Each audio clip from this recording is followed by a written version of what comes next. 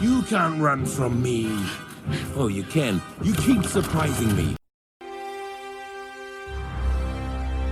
Hey there, hi there, hello there. Welcome to an all-new episode of Talking Smack, where we talk superheroes, movies, animation, comics, and much, much more. I'm your host, Josh Scar, and joining you a little later will be Alex and Justin. We are doing things a little differently because I didn't want to have to subject Justin to talking about Moana more than once, and Alex didn't want to see Moana at all. So I saw Moana with my kids, therefore I am talking about it for content. We're going to dive right into it because, again, this is going to be a slightly different episode where we have two different topics and two sets of hosts. One is flying solo and the other has someone to bounce off of. And what can I say except you're welcome because I'm the solo host.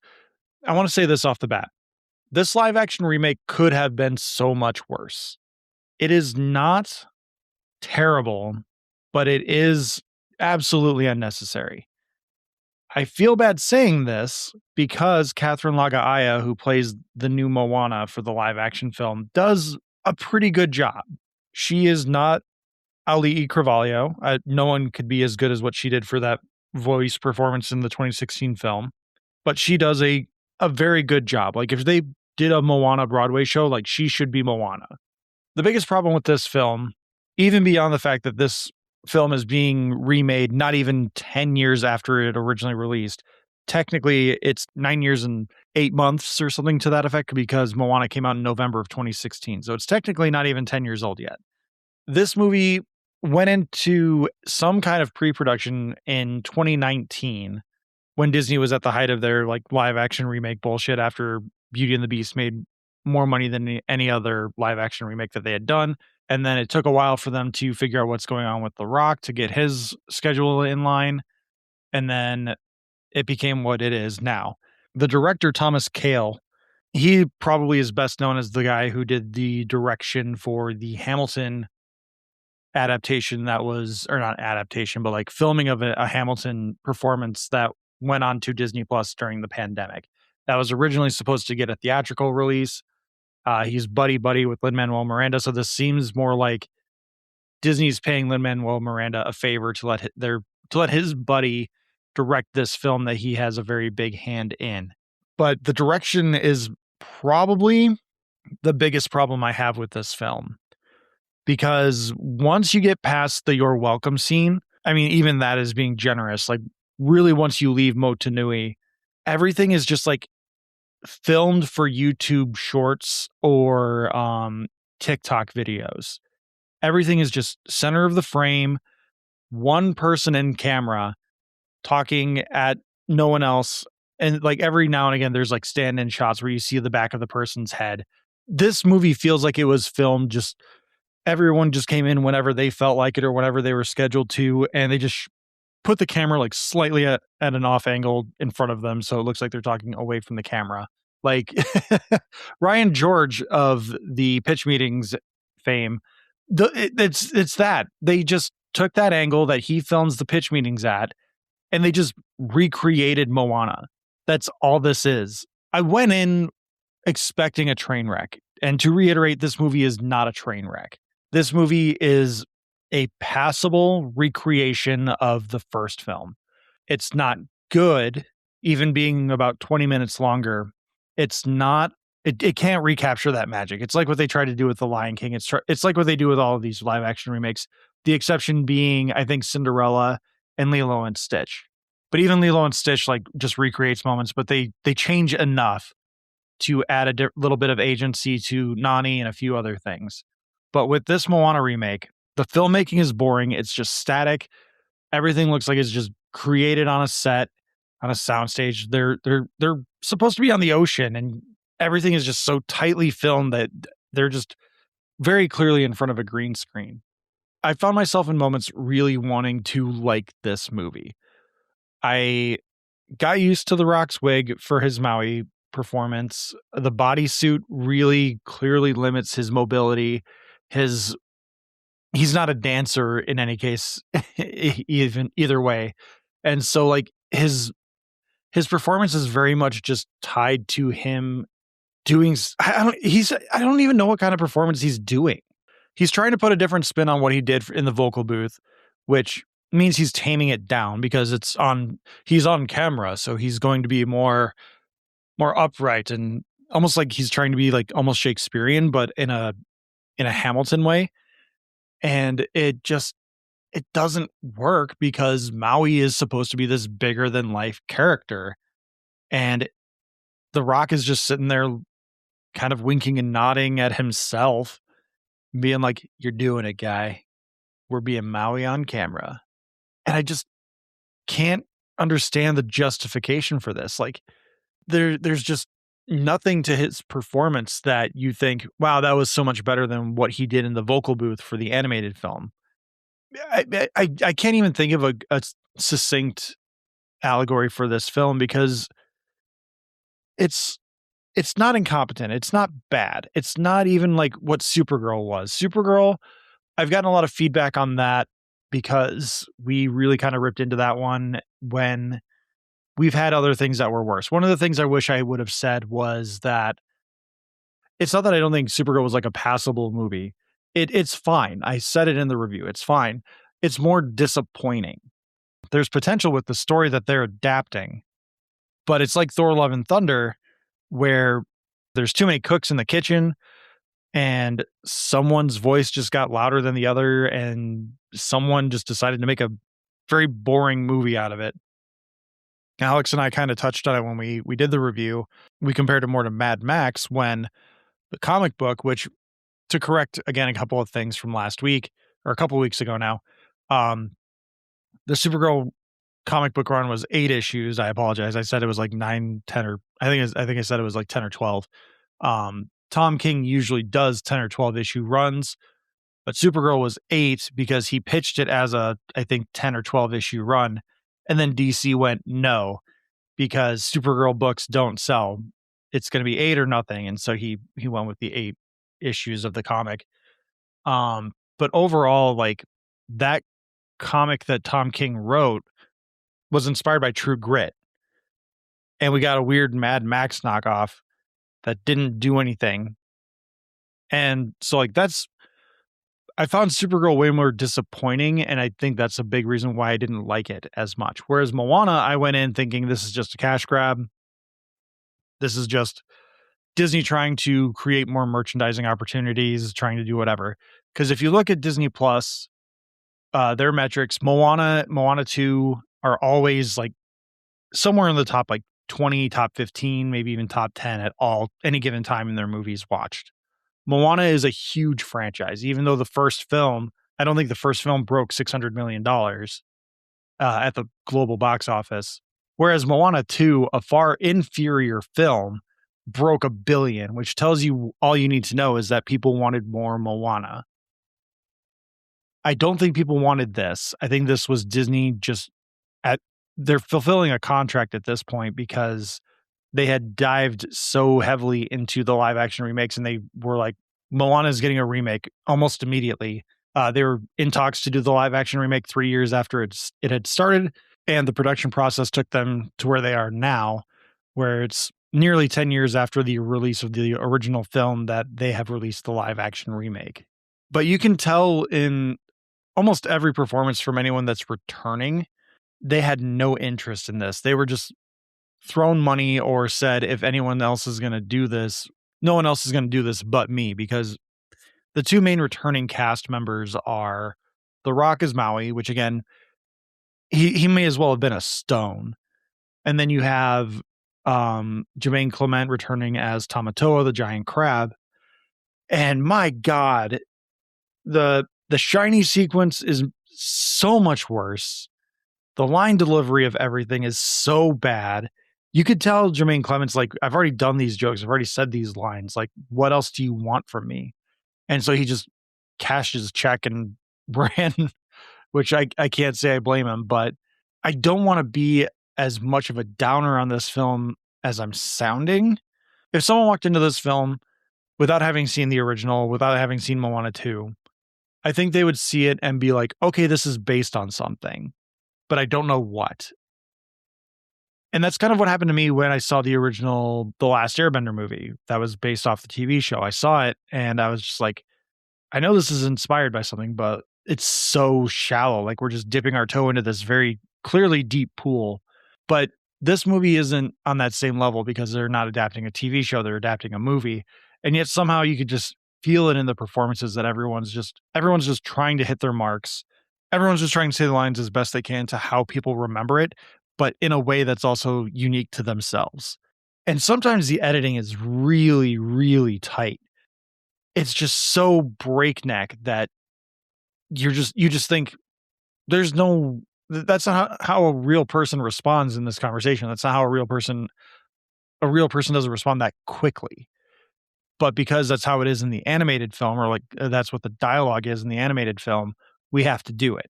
But we have to try and keep this thing moving, even though it's technically 20 minutes longer than the first film or the original film. I do want to compliment a few things. Again, I want to compliment Catherine Lagaaya as the new Moana, or I should say the live action Moana. She does an admirable job. She hits the notes, she sings the songs, she looks good in the costume. I feel bad for her because Disney cast someone who has Moana's hair. I know I said I'm doing a compliment, but I have to complain about Disney in this moment because if you look at pictures of Catherine Lagaaya, she has Moana's hair. She has that beautiful, long, curly Polynesian style hair. But if you look at Catherine Lagaaya in the film, she's got like supermodel hair, just like wavy but straight, no curls, no tangles. She's in a wig, but like her hair is just like a different kind of beautiful. But like it's a very tampered salon style, beautiful hairdo, and that's not Moana's hair. They cast someone who has Moana's hair, and then they immediately throw a wig on her to like satisfy people. To like, I don't even know. It's just a weird additional touch to this film that kind of cements the thought process that went in behind this, because that's a little nitpick, but it's just one of those touches that made the first one so refreshing in that it was such a love letter to Polynesian culture, whereas this film is just a cash grab. And I hope Catherine Lagaaya gets some good work out of this, or at least a turn on Broadway in something. Maybe she gets another Disney opportunity somewhere. I don't know, but something good should come out of this for her. Everyone else that has a prominent role in this, I don't know, mainly The Rock, and director and Lin-Manuel Miranda. It just there's something missing, and I think it's just the joy of creativity. It doesn't feel like there is joy in this film because it is so cookie cutter in how it's presented on screen. The songs are all the same. It sounds like they took the bass out of most of the songs, which I mean, maybe them sounding a little more hollow is an apt analogy as well. Um, One of the things that really kind of chived me was that they took out Logo Te Pate, which is the montage song after Maui like gets his mojo back. They changed that song into something else, and I was just like, this isn't the montage song. Like it's new, and I should give it a chance. I should watch this movie for the merits of itself, but the movie has not given itself an opportunity to differentiate itself ever. The only thing that it's different is that it's not as jaunty, it's not as lively because it's not animated, among other things. And The Rock is a 60-year-old man in a huge ass bodysuit, so he can't dance and they can't do anything with it. It comes across as why? What is the purpose for this film to exist other than to try and make another $1 billion off of the Polynesian culture boom that Disney seems to work really well in after Lilo and Stitch and Moana? In the Talking Spec rating, it's a pass because you have Moana at home and it's a superior version. This is not a version I would recommend anyone watching. The new song that Lin-Manuel Miranda helped write for this new film, which is the end credits song, it's called Along the Way. It's a song that Catherine Lagaaya and Ali E. Carvalho do a duet with. The Rock has a rap interlude because it's written by Lin-Manuel. It's written by Lin-Manuel Miranda, so obviously there has to be a rap interlude. There's no reason to see this film, even though it's. I took it with my first pick in the blockbuster draft. I would advise anyone and everyone to stay away just because you have seen this film. I really, really wanted to like it, but I just kept going back to when I saw this film in 2016. And I kept remembering the feelings I had in that moment. And like hearing these songs again, it did give me a little bit of that feeling, especially We Know the Way, How Far I'll Go. I really did enjoy John Tui. John Tui is the guy who plays Moana's dad. And I think he does a very good job with Where You Are. The opening song where they show the audience the way Motunui works. I can't praise Catherine Lagaya enough. She did as good a job as she could in trying to emulate Ali Carvalho. Like there's certain things where she just couldn't hit the same beats that Ali did, but Ali also was in a vocal booth. Being on screen and being in a vocal booth are very different talents. So she did what she could. But this movie just feels like it was filmed in a box in front of a green screen, a blue screen, whatever it may have been. And everyone was just there hitting their marks. Like, I think it's better than 2017's Beauty and the Beast. That one really just felt like maybe the production team had a little bit more joy in building the film. But that one really just felt like they were just hit the marks and let's get the hell out of here. This one, it feels, at least because of Catherine Lagaya, it feels like at least she was trying to do something. Whereas everyone else was just there to collect a paycheck. Or I should say, Dwayne Johnson was there to collect a paycheck. Thomas Kail was there to collect a paycheck. Jared Bush was there to spice up the original script in some fashion. But overall, it's a pass. There's no reason to see this film because you have a superior version at home that is 20 minutes shorter and yet significantly better. So with that, we are going to hear from Antonio over at the Cultworthy. When we come back, you will hear the dulcet tones of Justin Henson from the Movie Wire, as well as Back to the Balcony, and our regular other co-host, Alex, who will take over the main hosting duties. Take it away, Antonio, and you guys have a wonderful rest of your time with Alex and Justin, and I will see you next week for our Odyssey review. Take care. The Cultworthy Podcast. Join me, Antonio Palacios, each week as I guide you through a never-ending sea of obscure cinema and cult-worthy gems that deserve a rediscovery. Find me on all listening platforms and at thecultworthy.com. The Cultworthy Podcast. Join us. Well, thanks, Josh, for, not allowing me to talk to you this week. That's fine. I have Justin here to talk to you. Justin, how are you doing today, sir? I am doing fantastic. Again, I love this time where it seems like I'm doing more of your shows. And you know what? I was happy just recently. You weren't on my show. It was a fresh restart for the Movie Wire. But I got to say, I missed you. But this is an awesome lineup because you have two movies here that one made me almost shit my pants. And I'll give you a little hint. It's not the one we're about to discuss here. Now, is it the movie was so bad it physically ailed you? I wasn't invited on that discussion, but I wish I was. But no, it wasn't. But it was Moana. Because here's the deal. It was a 9 a.m. showing. I had coffee on an empty stomach. Oh, no. And here's the deal. Is I didn't want to get out of my seat. But here's one thing I did learn that I found. If I were to get a snippet of what entertained me more than Moana, is the fact I realized something is that you can break wind in a theater and just subtly look at the child next to you sitting in a seat and blame it on him. I tell you, my tagline is stay after the credits. Nobody fucking stayed after the credits for this movie. I noticed a pattern. I was hurting here. The pattern was anytime I would hear banter or Dwayne "The Rock" Johnson deliver a witty line or attempt to, I would have to clench my butt cheeks because I needed to shit so bad during Moana that it was killing me. Didn't you know, Justin, you're never supposed to trust a fart?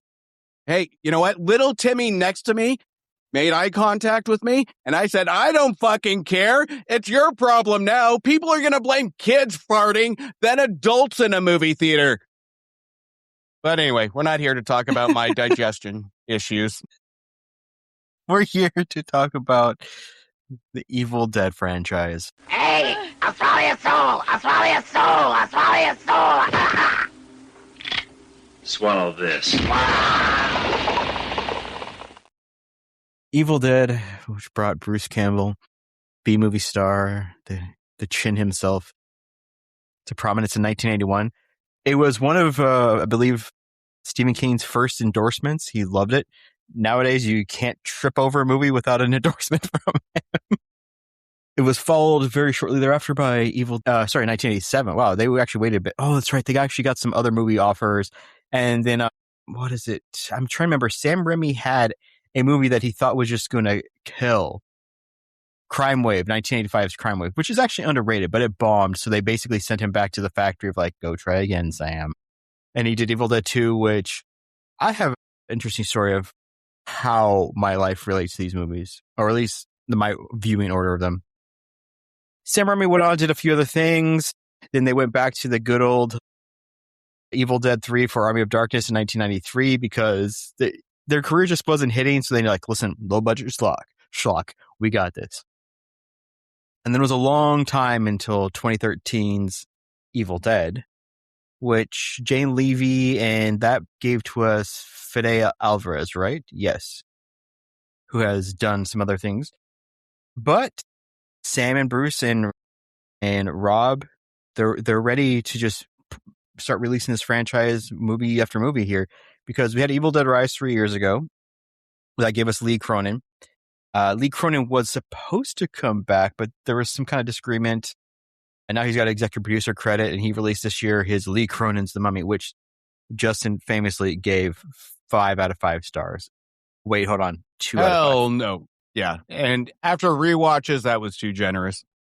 So we got Evil Dead Burn. The objective seems to be that Raimi and Campbell and company want to give newer directors that have a few small things under their belt, basically give them an Evil Dead movie and said, hey, do something. Don't worry too much about tying into lore. What lore? We have lore, but it's all over the place. The Starz' 3-season TV show, Ash versus the Evil Dead, started integrating a lot more lore, but they originally couldn't because the rights of this film franchise are like owned by 3 different studios. The Evil Dead's kind of owned by one. Evil Dead 2 is slightly owned by a different one. Army of Darkness is definitely owned by a different one. So it wasn't, I think, until second season that they could actually directly reference Army of Darkness. But I think they've got it all tied up in one house now. I think Sam's talked about it's been a long, winding road. But now we're getting 2 movies fairly quickly back to back. We're getting Burn, which came out this last week, and we're getting Evil Dead Wrath in 2 years. So before I toss it to you, Justin, I just want to mention how I watched the Evil Dead franchise. Did you have coffee on an empty stomach? No, I was sent to chaperone my aunt on a date when I was like 12 or 13. And then we went out to a Blockbuster where you used to be able to pick up DVDs and VHSs of films. And her boyfriend was like, hey, have you ever seen Army of Darkness? I'm like, what's that? He's like, you'll love it. So put it on. I'm sitting on the floor on the couch in front of them. And sometime, I don't know, 5 minutes into the movie, they just straight up leave. I watched this movie to the end. And then when it's over, like as the movie over, they just magically came back. I don't know if he had it timed, like this movie's 88 minutes. We'll be fine for a while. Maybe they heard the laughter dying down. I don't know. It wasn't until maybe 10 years later that I watched Evil Dead 2 for some reason. And it was maybe 3 years after that I actually watched The Evil Dead. And that is a wild order in which to watch them, because Army of Darkness, straight up camp comedy, love it, just slapstick. Evil Dead 2 is a fairly balanced movie. but The Evil Dead is brutal and dark and horrific. What is your experience with these films? Like you, I started with Army of Darkness. I thought it was so cheesy, it was so cheeky, it was so fun. Honestly, I love that movie. And it got me to, at the time, and I hate to admit this as somebody that reviews movies, but I never saw any of the previous ones until I saw Army of Darkness and I heard, hey, you got to check these out. And I did. And you know what? It's the Evil Dead series, franchise, whatever you want to call it. It's interesting. It's interesting that the order is just all over the place and it utilizes gore, it utilizes the characters, familiar faces to really just say it doesn't matter what number 2 means to versus 1. It's you can watch any of these movies and still have semi a good time and understand what's going on. So, and that's kind of my order of watching these movies is I watched them out of order and I watched them kind of chaotically. And you know what? These, and we're going to talk about it even with this one. You don't have to fully understand it. And I think that's one thing that this series does right is you go into any of these movies and you kind of just go with the flow. You go with the ride and you're either going to love it or you're going to hate it. And as we get deeper into pushing the boundaries, as we're going to talk about it with this one, it tends to go all in on shocking audiences. It has to go in with social media, other gore porn, whatever it may be, to really shock audiences. And I think that's the fun factor of it without sounding psychotic is you go for an Evil Dead movie for 2 things, laughing at yourself for being scared, laughing at yourself for being grossed out. And that's about it. Yeah, you're completely right. I mean, the first Evil Dead movie has comedic moments, and Campbell and Sam Raimi and Robert Tabbert, they love the Three Stooges. They grew up watching them on TV. There used to be blocks of them. And you just can't help but laugh, even at the destruction that's happening, the absurdity of it. The first Evil Dead movie they thought was going to take them maybe like 2-3 weeks to film and end up taking several months where all the actors left but Bruce. So they started just putting themselves in costumes, which there's only supposed to be like 5 people in that cabin. But when when all the other actors have left, but they still have Deadites to kill, it's ridiculous. And the second one really upped it with just the way the Deadites interact and just yell at him and saying that we got your hand, and him just the absurdity of cutting off his own hand while he's laughing manically about it because he thinks he's winning is ridiculous. And of course it has the third movie, Army of Darkness, is ridiculous with an entire army of miniature Bruces that have emerged from a mirror that are then stabbing him with little forks and trying to trick him, and he somehow can't kill these microscopic 4-inch. It's just ridiculous. And of course, the famous thing is all he has to do is he has to just ride out of town, just go to a cemetery, and just say 4 words from a book. And he gets there, and he just can't. And so what happens? He has to fight all these hands sticking up out of the ground that, of course, grab and trip him. And he's doing a full Three Stooges routine of trying to block them from poking him in the eye. But it's one of those things that if a lot of us went into Army of Darkness, and this is the brilliance of it, is when it comes to the Evil Dead, I don't know, I'll speak on with myself, and I'm sure there's others, is Army of Darkness was so ridiculous. It was so cheesy, humorous. It made us curious on the other 2. And if it wasn't for Army of Darkness, I don't know if the first 2 would have the following that it does, because Army of Darkness was brilliant on saying, this is going to be more comedy, but I challenge you to go back and see the history of the other 2 movies of what led up to this. And we realize that the goofiness of the previous 2 movies, the ridiculousness, the gore. So you need to see this holistically. So I think it's almost a elongated marketing strategy that wasn't intentional.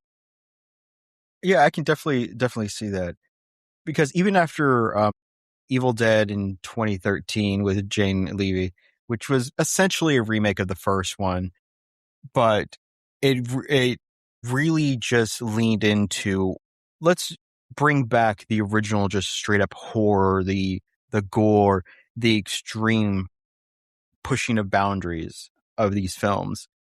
And they use that momentum to then make an Ash vs. Evil Dead TV series.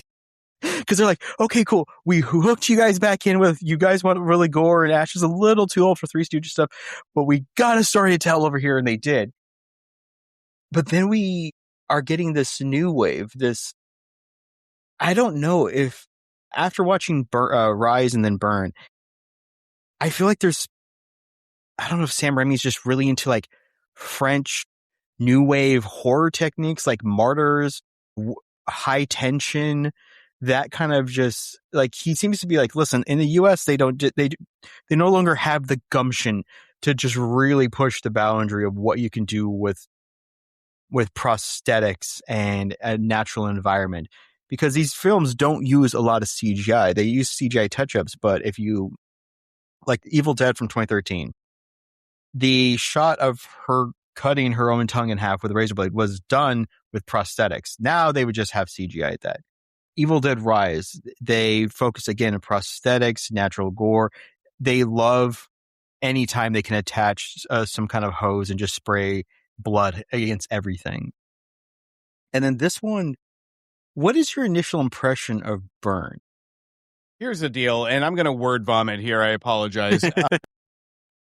This is my biggest gripe, and I'm going to contradict myself 1,000 times over in this review, as I will on my show, is the movie is at its weakness when it uses CGI, all the way up from the opening scene where you see the lake with the falling off skin of her stepping on it. You can tell it's CGI, not practical, all the way up to the unnecessary, I won't spoil it, but the burn victim, I'll leave it at that. That is so unnecessary, so artificial. It ruins the experience of what the movie built up for.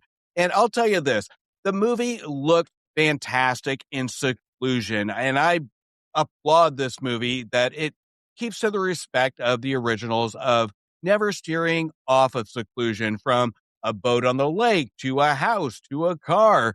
This is a movie of being fearful in seclusion with no escape, and it taps into that.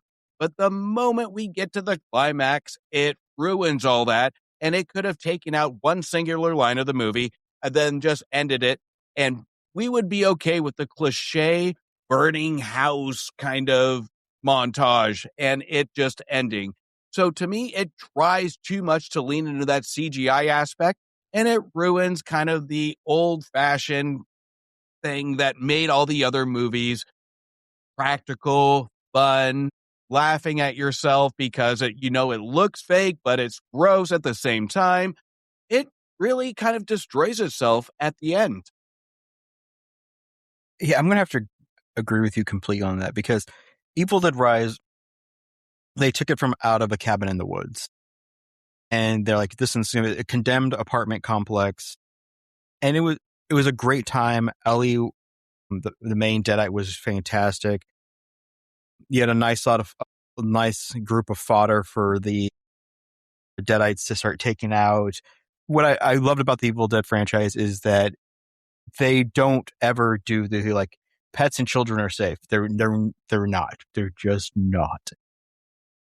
And when this one started, Evil Dead Burn, I was kind of intrigued very much. I was like, wait a second. So this is a continuation of the last film.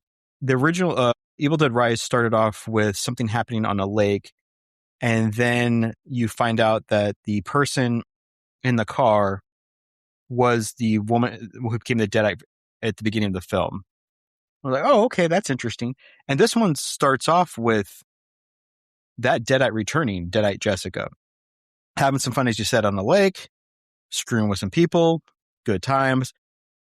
That CGI of her stomping on a hand and walking into the woods was really weird, because it's just the last little schlocking of skin off. Ugh.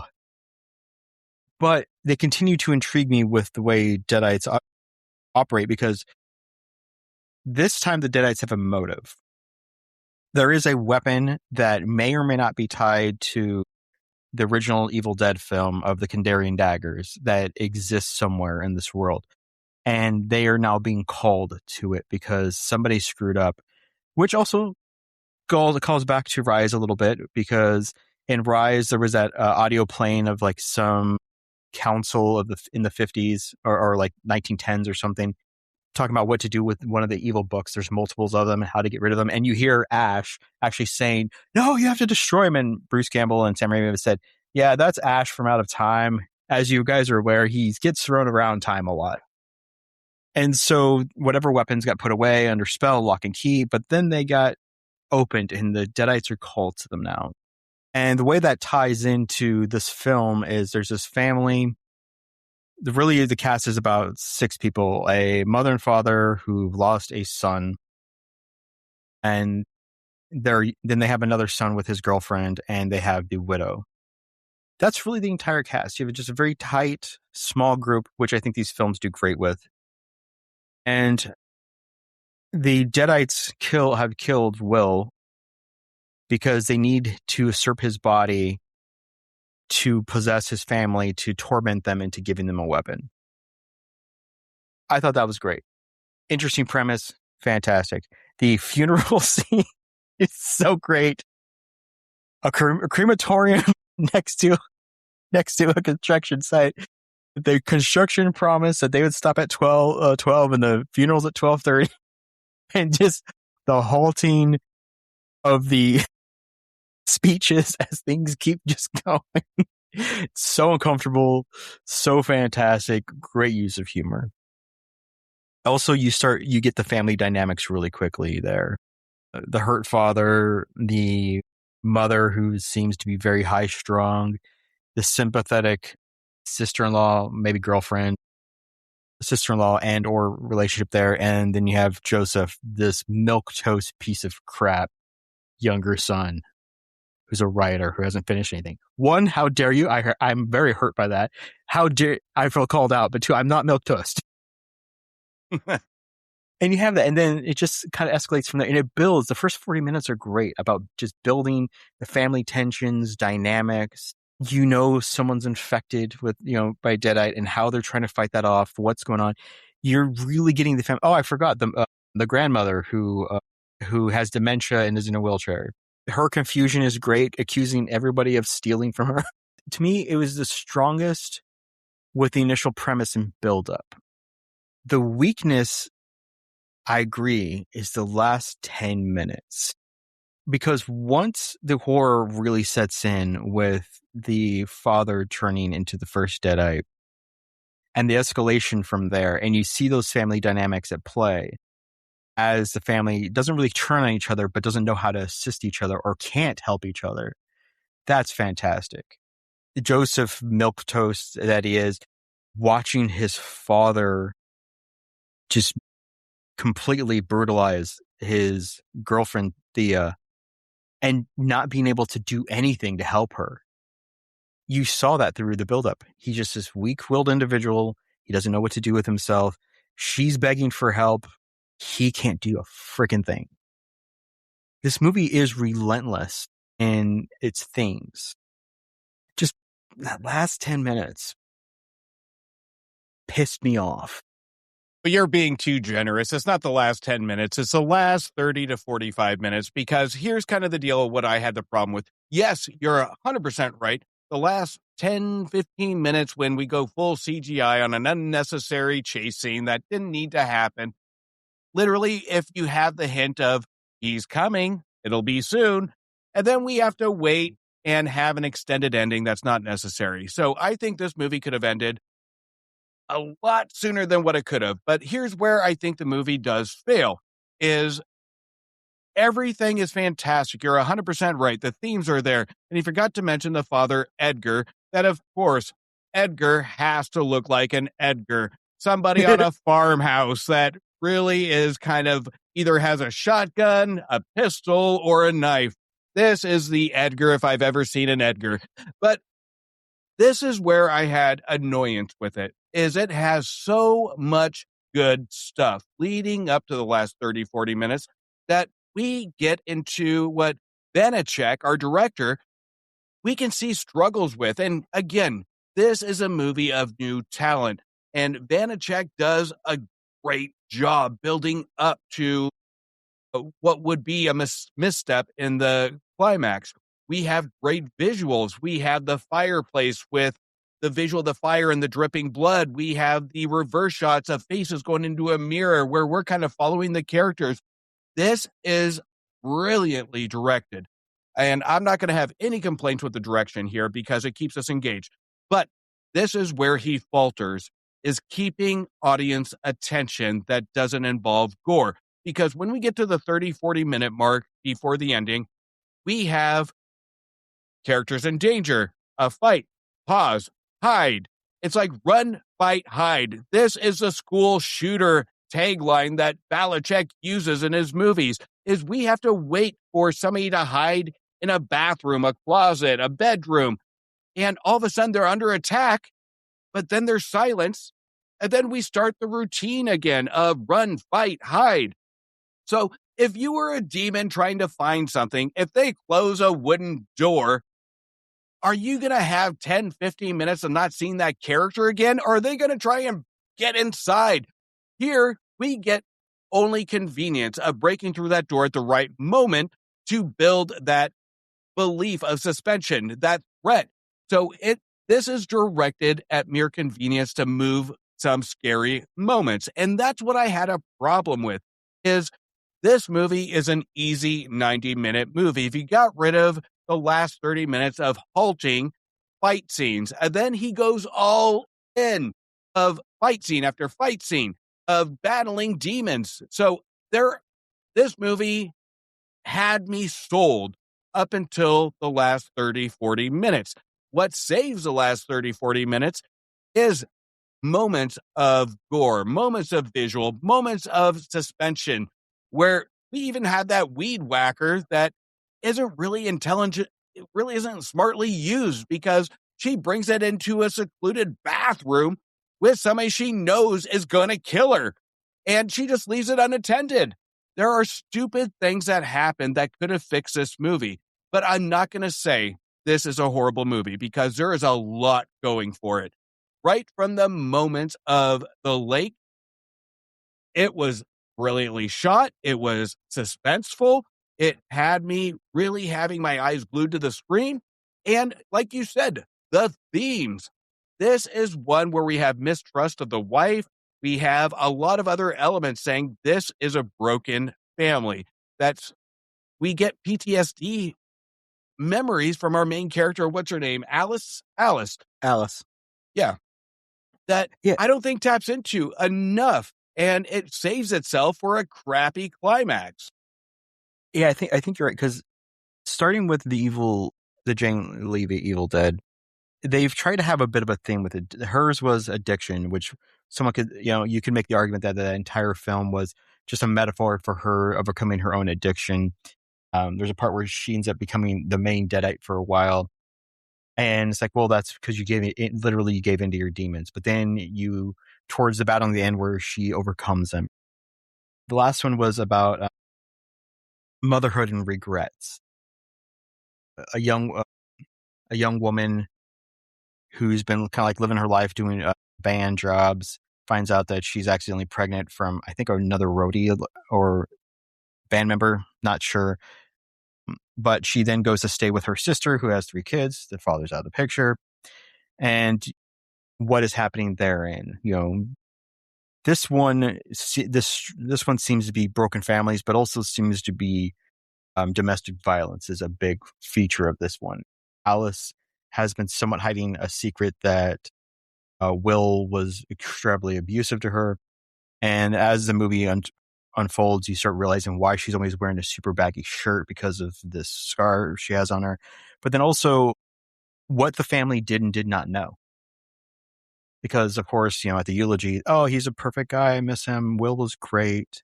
And then at the family dinner, while Edgar, the most Edgar of Edgars, the only thing he didn't ask for was a glass of sugar water. That would have really sold it. I was waiting for that joke. Men in Black, old film. You guys will watch it and love it. Anyway, you start realizing that she doesn't want to continue his legacy, and the family's judging her. The mother's really judging her for that. And of course, with Joseph, his thing is that he wants to use his family legacy to finish his book. These old, the Necronomicon notes, the Society of Wise Men, the Kandarian daggers, all that stuff. He wants to use his family legacy to enrich himself. Even though he was gifted the house that they're in, this beautiful 3-story palace on this beautiful farmland, and he just let it rot away because he'd rather just hang out in the attic and try to fuss with his book versus keeping what he has.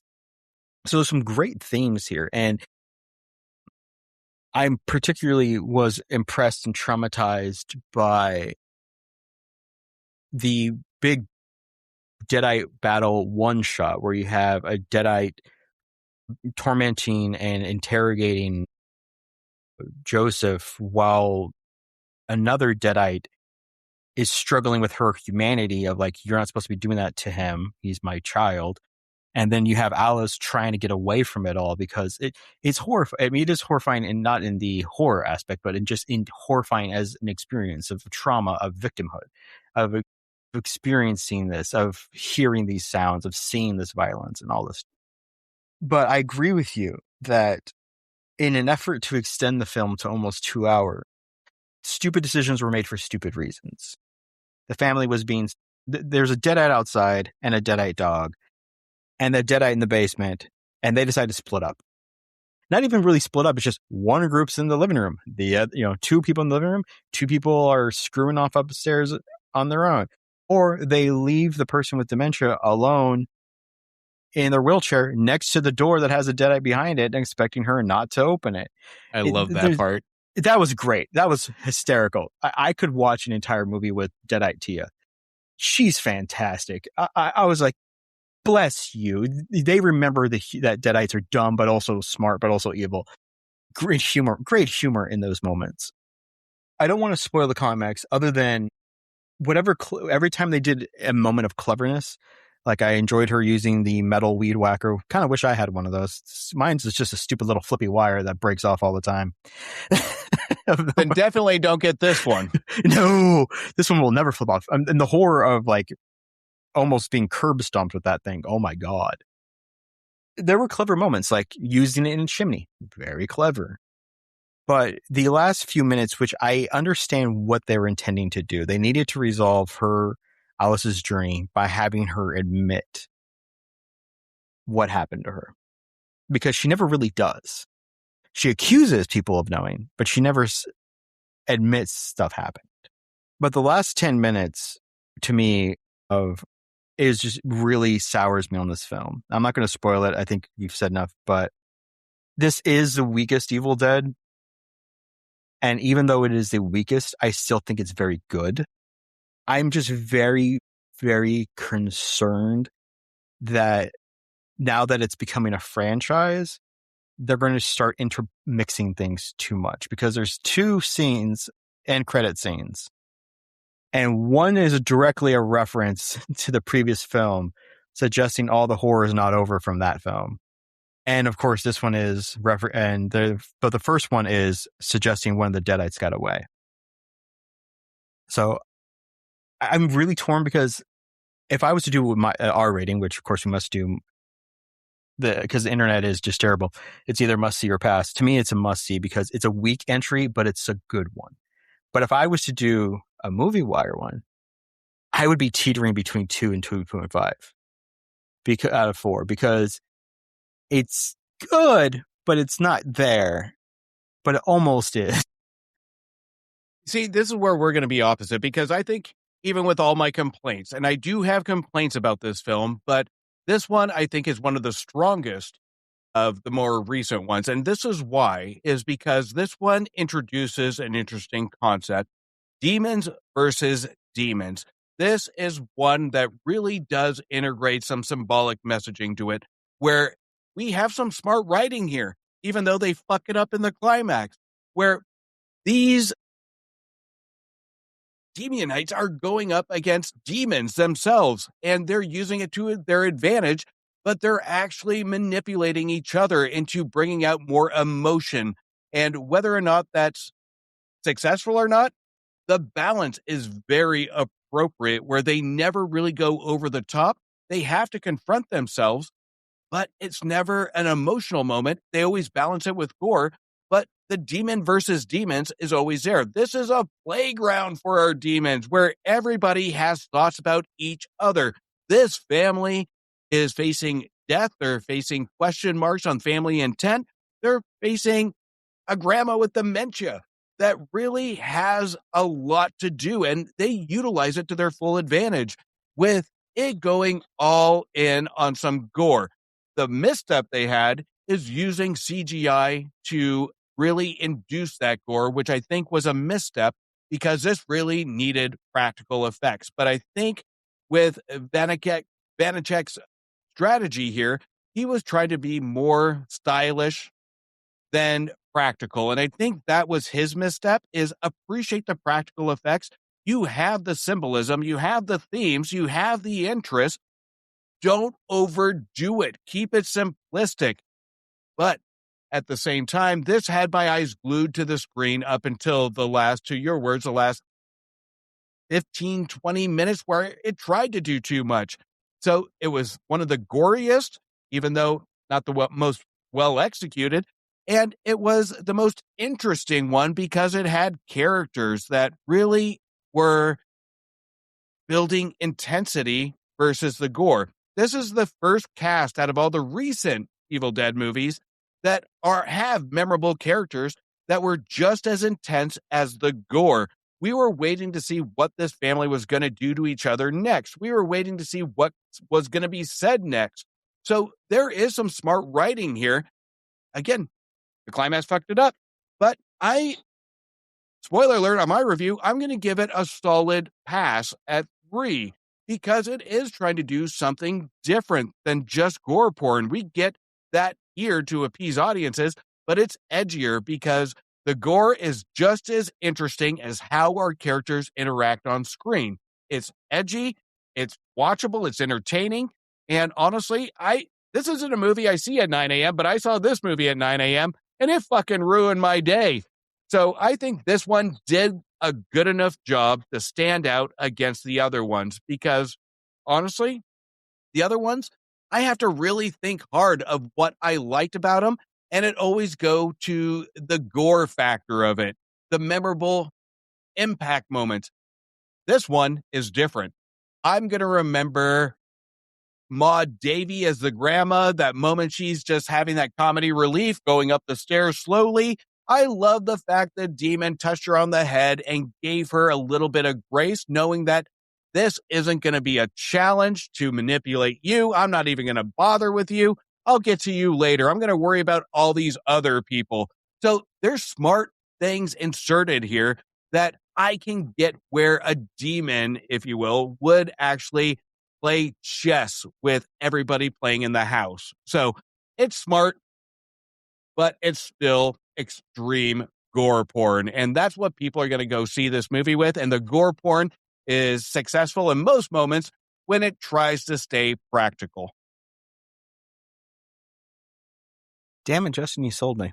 Because I'm now thinking back to the film, and it's like, right, so Evil Dead, the remake, not remake with Jane Levy, really was just her performance, her trauma. I don't even remember the other friends in it. And I more remember like the ending with they were literally just pumping blood through the sprinkler system and her chainsaw and all that stuff. And I was like, that was cool. And then I'm thinking about Evil Dead Rise, and really Ellie's really the only one I truly remember because she was such a fun Deadite and the way she interacted with the others. But this one, it has Edgar as a great Deadite. He's brutal. He's a beast. He is violent. And then you have the mother Susan, Tandy Wright, who really only is a Deadite when she needs to go after Alice, but she can't be it when she's against her son. But then you have Tia, who Tia is just she's fun. And you're right, that moment where she goes up the stairs and she gets to the grandmother And then she's like, she doesn't need to hurt her. She doesn't need to do anything to her. She just says, she's looking at her going like, you're already broken. I can, this will be easy. And the way she transfers it is blah. And you're right.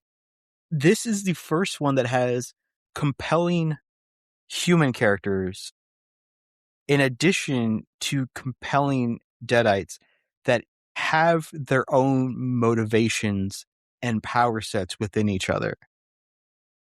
And the reason why you sold me on it is there's a scene where Joseph finally gets some gumption and fights back after his girlfriend got taken out. He almost did. His mother and Alice were begging for his help, and he finally pulls himself together. But when he unleashes his violence, it's triggering to Alice, because then it builds into the theme that is trauma, is violence generational? Is it inherited? Is it taught? And even if it is the answer at this moment, because you're fighting Deadites, does that mean that it's necessary? Because his outburst to defend them triggers Alice's PTSD of, I am now surrounded by others who could hurt me, even if they're not Deadites. Not only that, but you also look at how they got there, is the fact that everybody is reserved in the beginning on behalf of family, and everybody really crescendos to a point of, what do we have left but letting our demons out to face the demons, because the demons are going to see our demons anyway.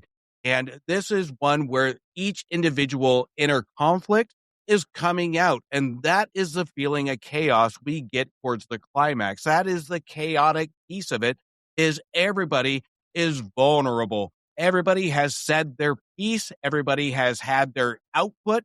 And that is almost as frightening of having family give their inner thoughts out than somebody that is dead coming back, ready to kill you. So it's almost like an equal fear.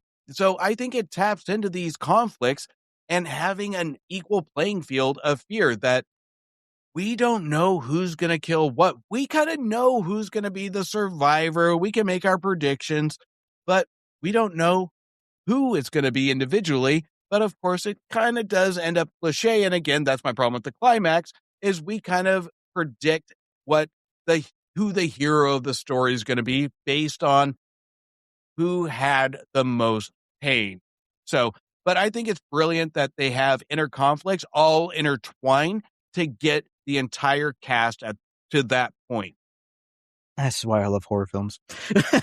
I mean, it really is, but horror movies are weird ways to teach lessons, are weird ways to pain without necessarily like going for big drama.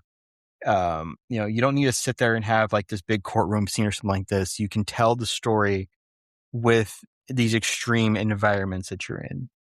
And yeah, you really sold me. This film is actually now better than I thought it was, because I was so soured by this last CGI villain that this was like, it's not as good as the last one, but hey, there's another one coming. There's a franchise thing going here. I'm kind of intrigued by it. But yeah, you're right that they could cut some of the stupidity while keeping the action and keeping the messaging. But it's still a damn good movie. It's a great year for horror movies, man. It is. And horror is going in the right direction when they try and mix match symbolic horror, elevated horror with Evil Dead. And we see that here, is that it's trying to find its place in horror right now. Leviticus, we had that I found fantastic. We're seeing a different kind of horror there. This is where, again, I've spoken to numerous times, where we're getting in that cycle of horror, from slasher films making a return to elevated horror to found footage films. So we're going to start seeing a lot of that dabble into more symbolic pieces. And I think this is a pivotal piece of it, when you can take Evil Dead and take something away with a theme or messaging, then we're going to get a couple more years to this. We're going to get a couple more years of adding a takeaway from a horror film. And I'm here for it. I think if it's done well, it's going to be absolutely amazing. Yeah. Obsession is still my film of the year. It made almost $350 million off of nothing budget. I still think about the film. It's dropping on Peacock next week, and I will be watching it, I think, be the fourth time on. All right, Justin, I think we should get out of here. Tell me, my friend, where can we find you? You can follow the Movie Wire anywhere you listen to podcasts, and you can follow me at Movie Wire Show on any socials. You can also see me on Back to the Balcony, where I team up with Antonio from the Cultworthy Cinema Podcast, where we review old Siskel and Ebert movies and give our own spin on it.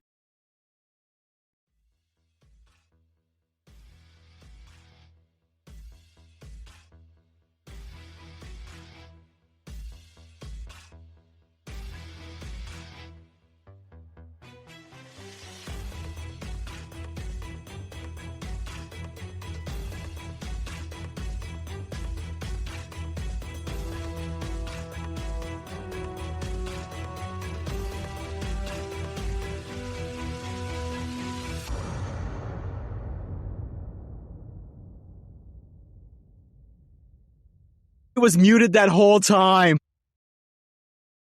I wasn't sure if I could hear it, so I was trying to signal to you. Wait, so you could hear the music, but not me? Yeah, I couldn't hear you. So I was like, maybe it's me. So I started pointing. I was recalling the script and whatever. Screw it. That's how it is. Thank you to Retro Studio, T-Smack Pod, Gmail, Discord, all that stuff. This has been like 260 episodes. You know where to find us. Bye.